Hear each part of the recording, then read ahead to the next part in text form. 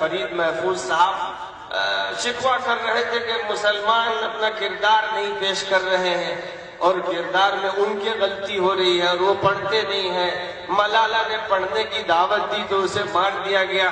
یہ سب جھوٹا پروپیگنڈا ہے، یہ جھوٹا پروپیگنڈا ہے، اس کی کوئی حقیقت نہیں. ملالہ ایک یہودی خاتون، ملالہ کو پالا گیا مسلمانوں کو بدنام کرنے کے لیے.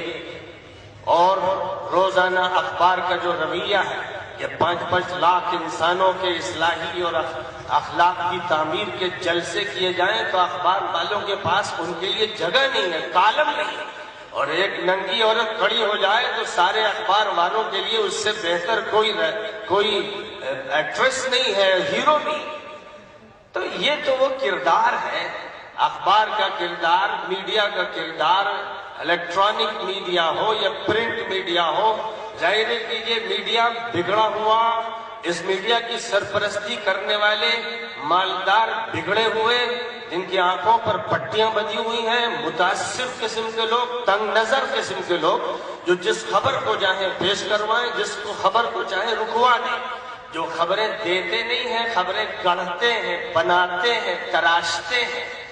جن کا کام یہ ہے کہ عریانیت کو اور بد اخلاقی کو خوب نمایاں کریں، اخبار کے صفحے پر نمایاں ہو اور بڑے سے بڑے فوٹو دیے جائیں، عریاں عورتوں کے دیے جائیں، ان کے فوٹو دیے جائیں جن سے سیکسول جذبات بھڑکائے جائیں، جن سے نوجوانوں کو آوارہ کیا جائے، جن سے لڑکیوں کو بے پردہ کیا جائے، جن سے انسانوں کو مادر پدر آزاد کر دیا جائے، جن سے کشمکش ذہنی و نفسیاتی و قلبی و روحانی کا ماحول بنایا جائے.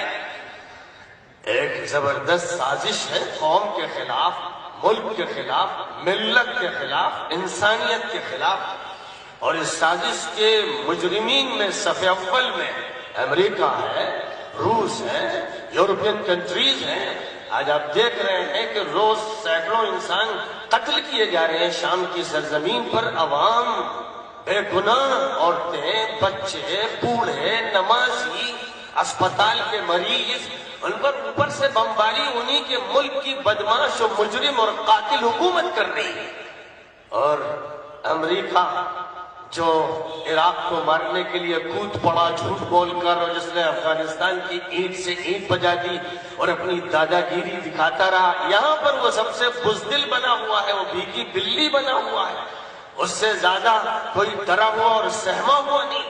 اب نہ اسے عدل یاد ہے، نہ انصاف یاد ہے، نہ انسانی حقوق یاد ہے، نہ عورتوں کے حقوق یاد ہے، نہ بچوں کے حقوق یاد ہے.